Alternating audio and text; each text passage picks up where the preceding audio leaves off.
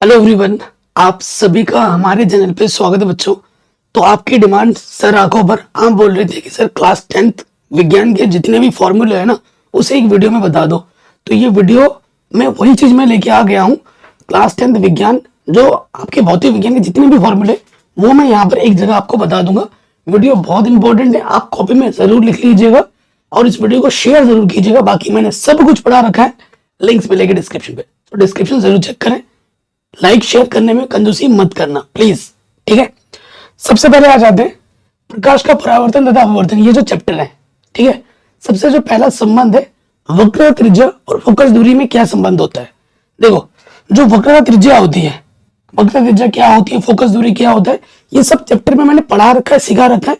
उसकी आप अलग से वीडियो देख सकते हो, ठीक है। पूरा चैप्टर में एक्सप्लेनेशन, यहाँ पर सिर्फ सूत्रों की बात होगी।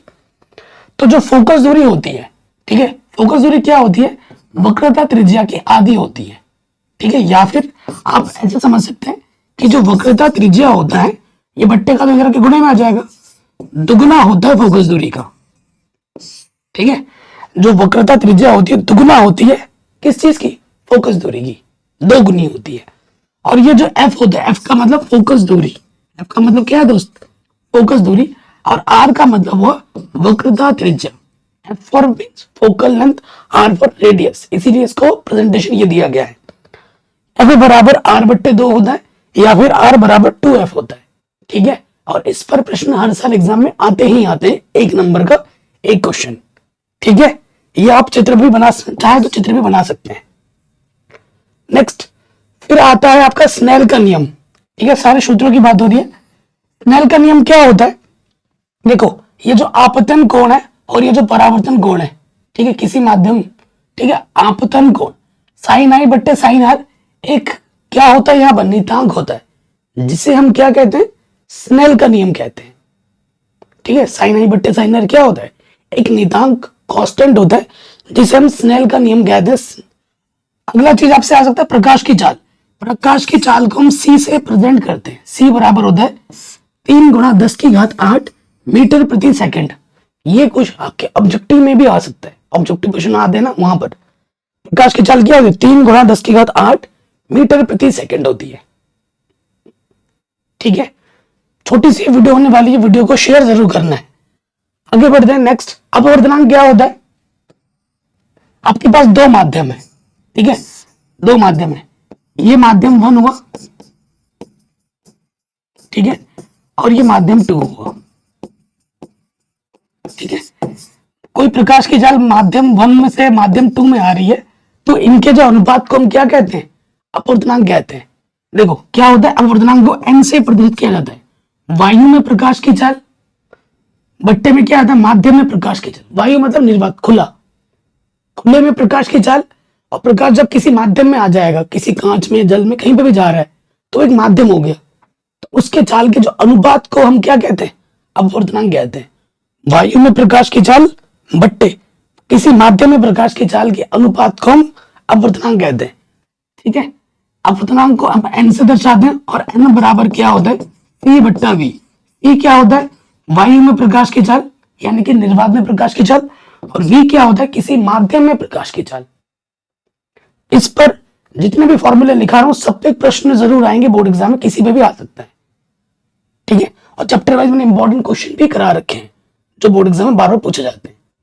अगला चीज जो आपको याद रखना है, ठीक है, कि उत्तल दर्पण बोले या उत्तल लेंस बोले, उत्तल दर्पण बोले या उत्तल लेंस बोले, फोकस दूरी हमेशा धनात्मक होती है, ठीक है। फोकस दूरी हमेशा क्या होती है, धनात्मक होती है। अवतल लेंस बोले या अवतल दर्पण बोले, फोकस दूरी हमेशा ऋणात्मक होती है। फोकस दूरी जिसको हम f से प्रदर्शित करते हैं, ठीक है। इस चीज का आपको विशेष ध्यान रखना है। उत्तल दर्पण की फोकस दूरी धनात्मक होती है, उत्तल लेंस की फोकस दूरी धनात्मक होती है।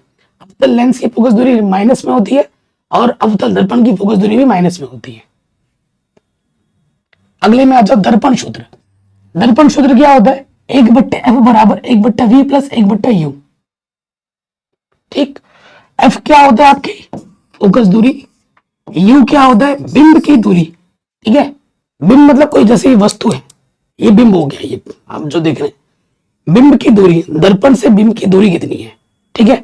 और v क्या होता है, प्रतिबिंब की दूरी, कि इसका जो शेडो होगा वो उससे कितनी दूरी पर है, तो उसे हम कहते हैं v। f होता है फोकस दूरी, u होता है बिंब की दूरी, और v होता है प्रतिबिंब की दूरी। u का मान हमेशा माइनस में होता है, u हमेशा माइनस में होगा, चाहे वो बात दर्पण की हो या लेंस की हो, ठीक है। u का मान देखो, चिन्ह परिपाटी में हमेशा वस्तु को इधर रखा जाता है, दर्पण के लेंस के सामने रखा जाता है, और इस तरफ क्या होता है, माइनस में होता है। इसी वजह से u का मान हमेशा माइनस में होगा, ये अपने खोपड़ी में डाल लो, ठीक है, चाहे वो दर्पण के लिए हो या लेंस के लिए हो। प्रश्न में दिया नहीं होता, कभी कभी आपको प्रश्न पढ़ के समझना है, u का मान वहां प्लस में दिया हुआ प्रश्न में, तो दिया है करके आपको लिखेंगे माइनस में, जैसे वहां दिया है 2 तो आप लिखोगे माइनस के 2u, ठीक है। इस चीज का ध्यान रखना है। आगे बढ़ते हैं। आवर्धन क्या होता है, आवर्धन क्या होता है, प्रतिबिंब की ऊंचाई और बिंब की ऊंचाई के जो अनुपात को हम आवर्धन कहते हैं। आवर्धन को अंग्रेजी में कहते हैं मैग्निफिकेशन, इसीलिए इसको m से प्रदर्शित किया जाता है। क्या होता है, ये जैसे ये वस्तु है, इसका प्रतिबिंब होगा, ठीक है, शेडो, शेडो की ऊंचाई और इस वस्तु की ऊंचाई के जो अनुपात को हम क्या कहते हैं, आवर्धन कहते हैं, ठीक है। बात हो रही है दर्पण की, तो दर्पण का जो आवर्धन होता है m बराबर वो होता है h+/h, ये होता है माइनस के v बट्टे u के, ठीक है। तो ये चीज इसके बराबर भी हम ले सकते हैं प्रश्न के आधार पर, कि h+/h किसके बराबर होगा, माइनस v बट्टे u के बराबर होगा, ठीक है। जहां h क्या होता है, प्रतिबिंब की ऊंचाई होती है h', और h क्या होता है, बिंब वस्तु की ऊंचाई होती है, ठीक है, कॉपी में लिख लीजिएगा। अब हम बात करेंगे लेंस। लेंस में बस जहां जहां प्लस था वहां वहां माइनस कर दो, दर्पण वाले में बन गया लेंस। 1/f बराबर क्या होगा, 1/v माइनस 1/u, वहां प्लस था, यहां बस क्या आ गया, माइनस आ गया। f क्या होता है आपकी फोकस दूरी, u क्या होता है बिंब दूरी, v क्या होता है प्रतिबिंब की दूरी, ठीक है। आवर्धन की वही प्रतिबिंब की ऊंचाई बट्टे बिंब की ऊंचाई के अनुपात को हम आवर्धन कहते हैं, और वहां माइनस था, यहां पर प्लस में आता है। h' किसके बराबर होगा, v बट्टे u के बराबर होगा। आराम से हो गया। अगर आपको दर्पण का याद है, ऑटोमेटिकली आपको लेंस का याद हो जाएगा, ठीक। अगला जो चैप्टर है मानव नेत्र का रंग बिरंगा संसार, इसमें क्या है इंपॉर्टेंट, देखो इसमें तो मेन चीज है कि स्पष्ट दृष्टि की जो न्यूनतम दूरी होती है वो 25 सेंटीमीटर होती है। न्यूनतम दूरी, किताब कहाँ रख के पढ़ो, 25 सेंटीमीटर दूर रख के पढ़ो, आपको पूरा पूरा दिखाई देगा। और दूर बिंदु कहां तक होता है, अनंत, सूरज चंद्रमा सब देख पा रहे हैं, दूर बिंदु हमारा अनंत होता है, और अधिकतम दूरी क्या होती है, अनंत, ठीक। उसके बाद हम बात करें दृष्टि दोष और उसका निवारण। अगर आपको निकट दृष्टि दोष है तो उसके निवारण के लिए हमें अवतल लेंस का प्रयोग करना होता है। किस लेंस का, अवतल लेंस का। अगर हमारा दूर दृष्टि दोष है तो उसके लिए मुझे उत्तल लेंस लगाना होगा, उत्तल लेंस का चश्मा लगाना होगा। अगर हमें जरा दूरदर्शिता है ना, तो दूर का अच्छा दिखता है नहीं पास का, तो हमें लगाना होगा द्विफोक्सी लेंस, जिसमें उत्तल और अवतल दोनों होते हैं। अब हमें कौन सा लगाना है, द्विफोक्सी लेंस लगाना पड़ेगा। इसमें भी आपके ऑब्जेक्टिव क्वेश्चन बन सकते हैं, ठीक है ना, 1 नंबर के। ये भी हो गया। आगे बढ़ते हैं। लेंस की क्षमता, लेंस की क्षमता को हम P से प्रदर्शित करते हैं। P बराबर क्या होता है, 1/f। f क्या है, फोकस दूरी है। 1/f ये होता है मीटर में, और 100/f लोग अगर f फोकस दूरी का मान सेंटीमीटर में दे रखा है तो P बराबर होता है 100/f। और इसका जो मात्रक होता है, लेंस की क्षमता का मात्रक डायोप्टर होता है। क्या, डायोप्टर होता है लेंस की क्षमता का मात्रक। 1 नंबर में आ जाता है ऑब्जेक्टिव में। P क्या, P होता है लेंस की क्षमता पावर, f क्या होती है फोकस दूरी। 1/f तब लगाते हैं जब फोकस दूरी का मान मीटर में दिया हुआ, 100/f तब लगाएंगे जब फोकस दूरी का मान सेंटीमीटर में दिया हो, ठीक है जी। ये भी हो गया। आगे बढ़ते हैं, विद्युत वाले चैप्टर में आ जाओ। पहला सूत्र, I बराबर क्या होता है, Q/T। I क्या है हमारा, विद्युत धारा। I हमारा क्या होता है, विद्युत धारा। Q हमारा क्या होता है, आवेश। और T हमारा क्या होता है, समय। विद्युत धारा का मात्रक क्या होता है, एम्पियर, ठीक है। अगर Q का मात्रक तुमसे कोई पूछे, आवेश का मात्रक क्या होता है, कूलम्ब, ठीक।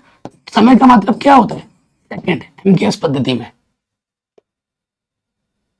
ठीक है, तो मात्रक, विद्युत धारा का मात्रक एम्पियर होता है। ठीक है, इसे याद कर लेना, ऐसा ही मात्रक। अगला जो परिभाषा है विद्युत विभव, V बराबर क्या होता है? W upon Q. V बराबर क्या होता है? W upon Q. W क्या है? कार्य है। Q क्या है? आवेश है। V हमारा क्या है? विद्युत विभव। W क्या है? हमारा कार्य। Q क्या है? हमारा आवेश। ठीक है, तो V बराबर क्या होता है? W upon Q. ठीक है, और इसका मात्रक क्या होता है? कार्य का मात्रक जूल, Q का मात्रक कूलाम। ठीक है, मात्रक आप जूल प्रति कूलाम भी लिखो या फिर वोल्ट लिखो। ठीक है, विभवांतर का मात्रक क्या होता है? वोल्ट। ये भी लिख सकते हो, ये भी लिख सकते हो। ज्यादा ही कॉमन यूज में क्या आता है? वोल्ट का इस्तेमाल ज्यादा किया जाता है। आगे बढ़ते, इलेक्ट्रॉनों की अगर संख्या निकालनी है तो n बराबर होता है Q बट्टे E। Q क्या है? यहां पर आवेश है। E क्या है? इलेक्ट्रॉन का चार्ज है। ठीक है, Q क्या है? यहां पर आवेश। और ये क्या है? ये हमारा चार्ज है इलेक्ट्रॉन का। ठीक है, जिसका मान होता है, इसे याद रखिएगा, 1.6 गुना 10 की घात माइनस 19, यहां 10 है। ठीक, 1.6 गुना 10 की घात माइनस 19 कूलम ई का मान होता है। प्रश्न में दिया नहीं होगा, आपको याद होना चाहिए। तो अगर इलेक्ट्रॉनों की संख्या निकालनी है तो n बराबर क्यू ई होता है, या फिर q बराबर क्या हो सकता है? N E. ठीक है,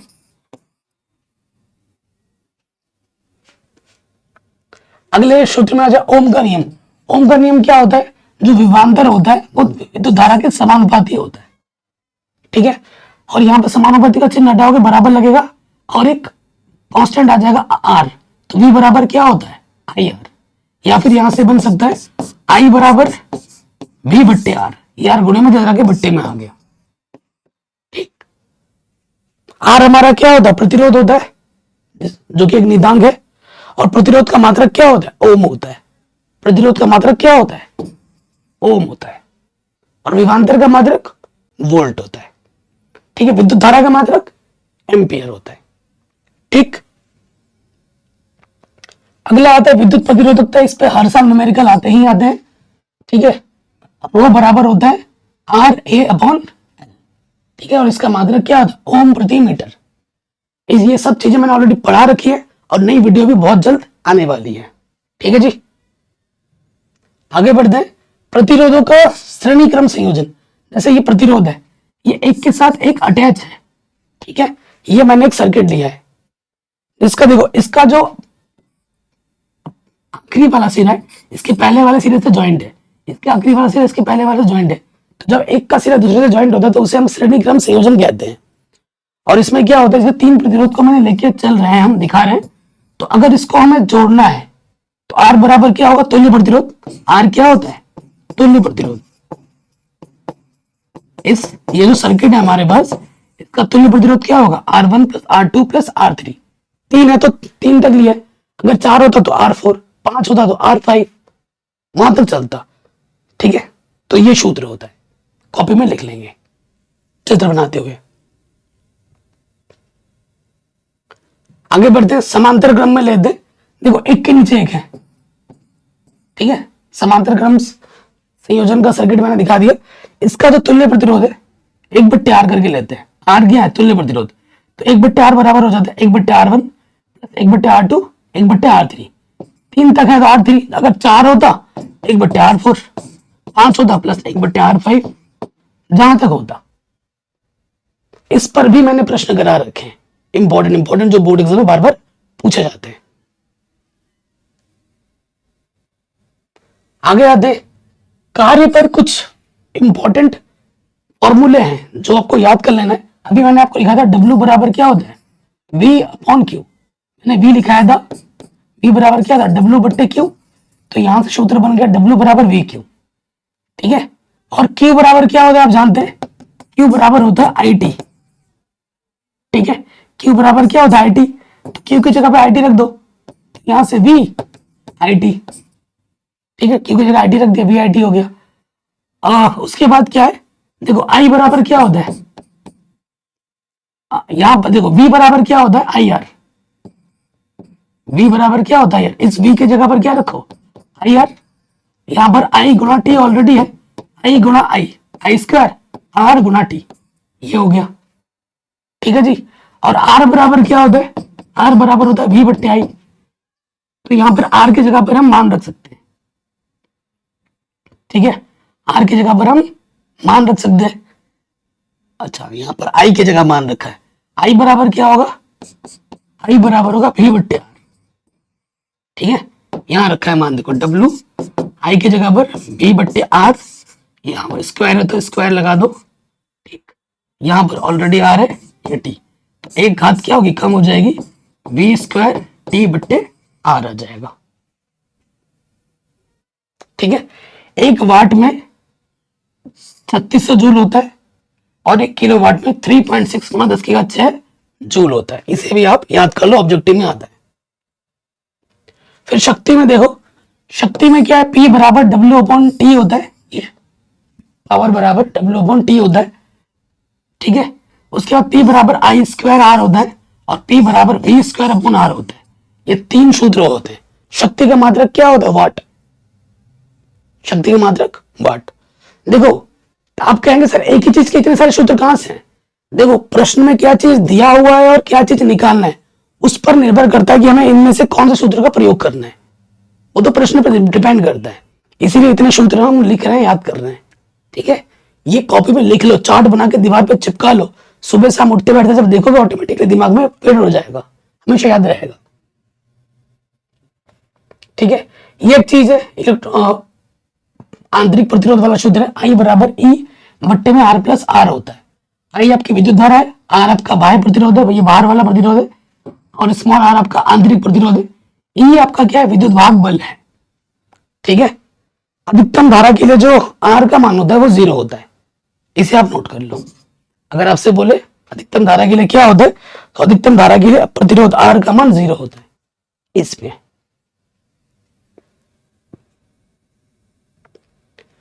विद्युत धारा के चुंबकीय प्रभाव की बात करें तो आपको पता है बी समानुपाती आई होता है। ठीक है, और बी आर के व्युत्क्रमानुपाती भी होता है, तो बी बराबर एक सूत्र बन जाता है यहां से, न्यू 0 आई बट्टे 2r। ठीक है, इसे याद कर लीजिएगा, इस पर न्यूमेरिकल आते हैं। और न्यू 0 का जो मान होता है वो 4 पाई गुणा 10⁻⁷ न्यूटन प्रति एम्पियर स्क्वायर, जिसे शॉर्टकट में हम कहते हैं टेस्ला। इसका मात्रक, चुंबकीय क्षेत्र का मात्रक क्या होता है, टेस्ला।